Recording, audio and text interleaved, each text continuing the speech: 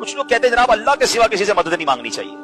ٹھیک ہے جناب, کیا کہتے ہیں؟ غیر اللہ سے مدد مانگنا شرک ہے.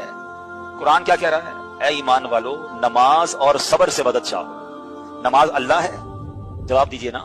صبر خدا ہے؟ نہیں.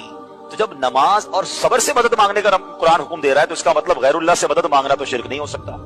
آیت پڑھی وَاسْتَعِينُوا بِالصَّبْرِ وَالصَّلَاةِ, نماز اور صبر کے ذریعے اللہ کی مدد چاہو. اور اس میں سے یہ نہیں انہوں نے بتایا کسی نے آپ کو کہ آپ نے نماز پڑھ کے اللہ کی طرف متوجہ ہونا ہے, صبر کی روش اختیار کرنی ہے تو اللہ کی مدد ساتھ آئے گی, کیونکہ ساتھ ہی لکھا تھا ان اللہ مع الصابرین. صبر اور نماز کے ذریعے اللہ کی مدد چاہو, بے شک اللہ صبر کرنے والوں کے ساتھ ہے.